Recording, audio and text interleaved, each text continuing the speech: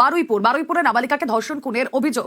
পুকুর থেকে 12 বছরের নাবালিকার দেহ উদ্ধার হয়। আর তারপর এলাকায় ক্ষোভের আগুন। নাবালিকাকে ধর্ষণ খুনের অভিযোগে বিক্ষোভ দেখাতে থাকেন স্থানীয়রা। দেহ আটকে রেখে বিক্ষোভ দেখান স্থানীয়রা। সেই ছবি আপনাদেরকে দেখাচ্ছি, যেখানে দেহ আটকে রেখে স্থানীয়রা বিক্ষোভ দেখাতে থাকেন।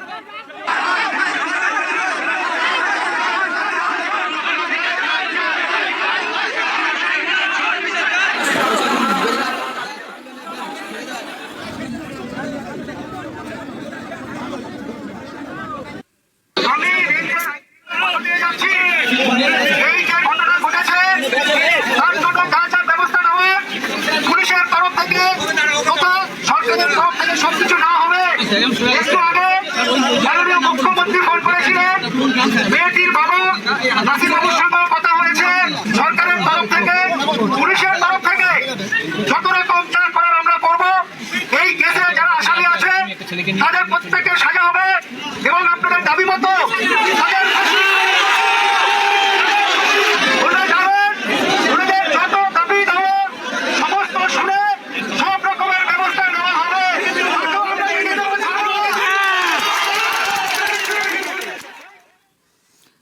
বিক্ষোভের আগুন এমনই জ্বলতে থাকে যে বারুইপুরে পুলিশের গাড়িতে ভাঙচুর করা হয়। কেন্দ্রীয় বাহিনী পুলিশকে লক্ষ্য করে ইট ছোড়া হয়।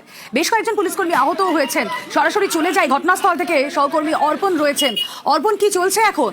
দেখো, এই মুহূর্তে ছাত্রীর মৃতদেহ আনা হয়েছে বারুইপুর মহকুমা হাসপাতালে। এই বারুইপুর মহকুমা হাসপাতালেই তার ময়নাতদন্তে যে প্রাথমিক কাজ সেটি শুরু হয়েছে। বারুইপুরে পুলিশ আধিকারিকরা তারা রয়েছেন, বারুইপুরের বিডিও রয়েছেন এবং ওই নির্যাতিতা ছাত্রীর বাবা এবং পরিবারের সদস্যরা রয়েছেন। কি ঘটনা ঘটেছিল এবং কি ঠিক হয়েছিল, স্থানীয় মানুষজন তারাও রয়েছেন, তাদের সঙ্গে আমি কথা বলবো। আপনি তো রাতভর ছিলেন এবং সকালে বডিটা উদ্ধার করা হয়েছে। সকাল প্রথমে আপনারা বুঝতে পারলেন কি করে? মেয়েটা মিসিং ছিল। তারপরে পুলিশকে বারবার ফোন করাতে পুলিশ কোনো রকমভাবে যাচ্ছে না। আমাদের পাড়ার গোল্ডেন ক্লাবের কিছু ছেলে ছিল আর ব্যবসায়ী সমিতির কিছু ছেলে ছিল, যারা দোকানে কিছু ভিডিও ফুটেজ থাকে, ক্যামেরা থাকে, সেই সব দোকানের ভিডিও দেখে ওরার মধ্যে একটা সন্দেহ করে যে এর মধ্যে এই ছেলেটা জড়িত থাকতে পারে। আচ্ছা, কিভাবে উদ্ধার হলো? আমরা যখন ওকে উদ্ধার করি, যে প্রাইম সাসপেক্ট, যে ওনার নাম পরেশ নাম সম্ভবত, তো উনি আমাদের নিয়ে সারা সকাল থেকে ঘোরাচ্ছে। একবার এইদিকে নিয়ে যাচ্ছে বাদার, এটা রতনগাছির একটা মেলা হয় সূর্যপুর স্টেশন থেকে মিনিমাম 2 কিলোমিটার ভিতরে, সেখানে জঙ্গল আর জল, বলছে এখানে পর্যন্ত এনেছি। উনি মানে আমাদেরকে পুরো ঘোরানোর চেষ্টা করছে। টোটাল 3টের সময় বডি উদ্ধার হয়েছে? না না না ভোরে না না না না ভোর 3টের সময় হয়নি। বডি উদ্ধার হয়েছে আপনার সকালে মানে 8:30 9টা। ভোর থেকে ওধাবে কিভাবে উদ্ধার? উনি একটা বডিটা ছিল একটা জলের মধ্যে, মানে বস্তার মধ্যে মোড়া ছিল আর ঝোপের মধ্যে ঢোকানো ছিল ঠিক বস্তাটা। আমরা বস্তাটা দেখে যিনি সাসপেক্ট তাকে যখন প্রশ্ন করছে, ও বলছে এখানে ওখানে, ও চোখ দেখছি বারবার ওই যে জায়গাটা বস্তা ভাসছে ওই দিকে যাচ্ছে। তো যখন আমরা দেখলাম ও চোখ ওই দিকে যাচ্ছে, মানে ওখানে কিছু আছে, ও কিন্তু বলছে না যে ওটাই বডি। ওকে তার আগের দিন সবাই মিলে ওকে জিজ্ঞাসাবাদ করেছে, ও কিন্তু কিছু বলেনি। তারপরে আমাদের ছেলেরা গিয়ে বডিটা যখন তুললো, বডিটা তোলার পরে দেখছে যে মানে কি অবস্থায় ছিল, মানে যে অবস্থায় ছিল সেটা আমি একটা মেয়ের বাবা হয়ে বলতে পারবো না, সেটা আপনারা দেখে নেবেন কি অবস্থায় ছিল।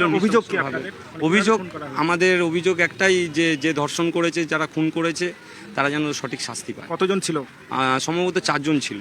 তো 4 জনের মধ্যে একজন অপরাধী ধরা পড়েছে আর 2-3 জন নাকি তাদের খোঁজ চলছে। একজন ক্যাম্প থেকে নাকি পালিয়েছে, সেটা আমাদের একজন শান্তনু মণ্ডল বলেছিল। উনি চাইছেন আপনারা? আমরা চাইছি মেয়ের পরিবার তার উপযুক্ত, তারা যেরকম ফাঁসির আদেশ চেয়েছে, এটা অন্তত খুব তাড়াতাড়ি ইমিডিয়েট ফাঁসির ব্যবস্থা হোক। দাদা, মুখ্যমন্ত্রীর সঙ্গে তো কথা হয়েছে, কি কথা? উনি কি পরিষ্কার, আমাদের মুখ্যমন্ত্রী পরিষ্কার বলে দিয়েছেন যে যারা অপরাধী তাদের গ্রেফতার করতে হবে এবং যাদের শাস্তি দিতে হবে। পরিষ্কার কথা, মুখ্যমন্ত্রী পরিষ্কার জিরো টলারেন্স নিয়েছেন। এবং আমাদের যে জেলা সভাপতি ওনার সঙ্গে কথা বলেছে, উনি বলছেন পলিটিক্যালভাবে যদি কোনো নাম আসে কাউকে করে হাত দেওয়া হবে না। অন্যায় করেছে তার সাজা হবেই। ভারতীয় জনতা পার্টি এইসবের পিছনে নেই। যারা করে অন্যায় তাদেরকে ছুড়ে ফেলে দেওয়া হবে, এই ধরনের অন্যায় যারা করে। এবং এই আগামী দিনে একটা দৃষ্টান্তমূলক দেখাবে যে আগামী দিন যারা করবে তারা যাতে সাবধান হয়ে যায়, এই ধরনের কাজ না করে, এরকম শাস্তি হবে, এটা আমি বলে দিলাম।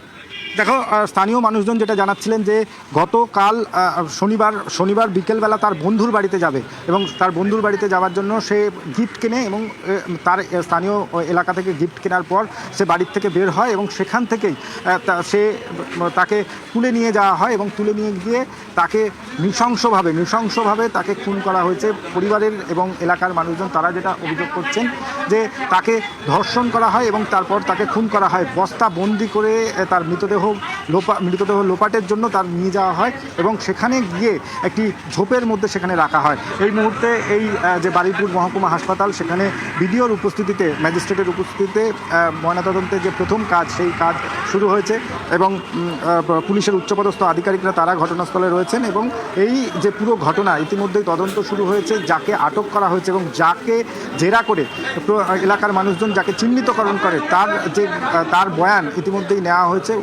বারুইপুর পুলিশ জেলার পুলিশ সুপার ঘটনাস্থলে গিয়েছিলেন এবং একাধিক যে তথ্য প্রমাণ সংগ্রহের কাজ শুরু হয়েছে। দেহ ময়নাতদন্তের জন্য আর কিছুক্ষণের মধ্যে পাঠানো হবে এবং এই ঘটনার সঙ্গে যারা যারা জড়িত রয়েছে, তুমি কি জানবে যে মুখ্যমন্ত্রী শুভেন্দু অধিকারী এই যে নির্যাতিতা তার বাবার সঙ্গে কথা বলেছেন, মঙ্গলবার দিন তিনি দেখা করবেন এবং তিনি অর্পণ সঙ্গে থাকো। যে কথা কিছুক্ষণ আগে আপনাদেরকে বলছিলাম যে পুলিশের গাড়িতে ভাঙচুর করা হয়, কেন্দ্রীয় বাহিনী পুলিশকে লক্ষ্য করে ইট ছোঁড়া হয়, বেশ কয়েকজন পুলিশ কর্মী এতে আহতও হয়েছে।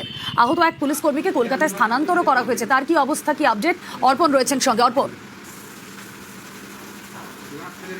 দেখো, বেশ কয়েকজন পুলিশ কর্মী আহত হয়েছে এবং যার মধ্যে একজনের অবস্থা আশঙ্কাজনক। তাকে বারুইপুরের পর কলকাতায় পাঠানো হয়েছে এবং এই ঘটনায় যে পুলিশের উপরে যে ক্ষোভ, তার একটাই কারণ। স্থানীয় মানুষজন যেটা জানাচ্ছেন যে একজন অভিযুক্ত যে স্বীকার করেছিল, সে আরেকজনের যে নাম বলেছিল, সেই অভিযুক্তকে নিয়ে যাওয়া হয় স্থানীয় একটি ক্যাম্পে, পুলিশ ক্যাম্পে সেখানে রাখা হয় এবং সেখান থেকে তাকে ছেড়ে দেওয়ার অভিযোগ।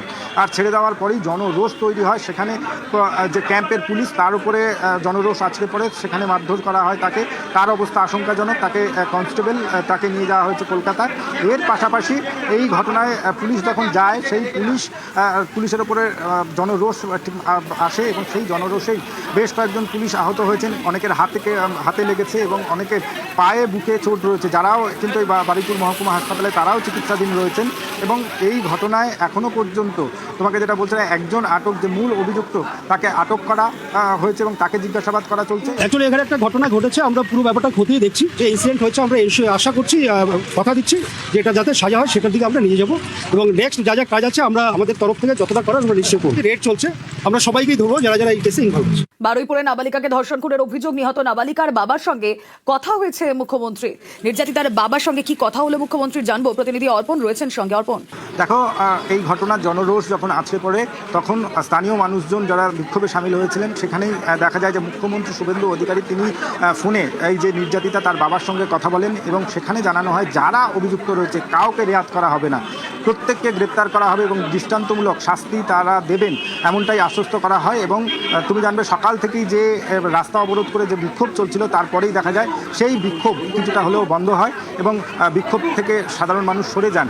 মূল যে বক্তব্য, মঙ্গলবার দিন এই নির্যাতিতার পরিবারের সঙ্গে মুখ্যমন্ত্রী তিনি নিজে দেখা করবেন এবং তার সঙ্গে পরিবারের সঙ্গে দেখা করে তাদের কি বক্তব্য সেটা তিনি শুনবেন এবং যারা অভিযুক্ত রয়েছে তাদের যে দৃষ্টান্তমূলক শাস্তির দাবি করেছেন, সেই দৃষ্টান্তমূলক শাস্তি তাদেরকে দেওয়া হবে। জিরো টলারেন্স নীতি নিয়ে চলবে, এমনটাই জানানো হয়েছে। এরপরেই রেল অবরোধ এবং রাস্তা অবরোধ ওঠে। তবে স্থানীয় মানুষের ক্ষোভ কিন্তু রয়েছে, কারণ এই যে 4 জনের নাম উঠে এসেছে, সেই 4 জনকে গ্রেপ্তার করা এখনও পর্যন্ত গ্রেপ্তার করা সম্ভব হয়নি। একজন অভিযুক্ত যার গণপিটুনিতে মৃত্যু হয়েছে বলে অভিযোগ এবং আরও 2 জন তারা পলাতক রয়েছেন। এই 2 জনেরকেই প্রাথমিকভাবে পুলিশের আধিকারিকরা তার খোঁজ শুরু করেছে এবং এই পুরো ঘটনা কিভাবে ঘটেছিল, কিভাবে ঘটানো হয়েছিল, কী কারণে ওই শিশুকে তুলে নিয়ে যাওয়া হলো, সব কিছুর তদন্ত শুরু হয়েছে এবং যাকে আটক করা হয়েছে তাকে। সিএম এর সঙ্গে আমার সব কথা হয়েছে, টোটাল আমি ফাঁসির দাবি করেছি এদের সঙ্গে। মুখ্যমন্ত্রী মঙ্গলবার দিন ভবানী ভবনে যেতে বলেছে, ওখানে বসে যা দাবি করবো যেটা বলবো সেটাই উনি করে দেবে বলেছে। সব রকম সহযোগিতা আমাদের করবে। দেখুন, আমাদের এই বাংলাতে এই বেশ কিছু এই ধরনের মানসিকতার মানুষ আছেন, যেটা গণতন্ত্রের পক্ষে অত্যন্ত ক্ষতিকারক এবং বিষাক্ত বলে আমি মনে করি। এরকম অনেক বিষ আছে, তাদের বিষ দাঁত ভাঙতে হবে, সরকার ভাঙবে, চিন্তা করতে হবে না।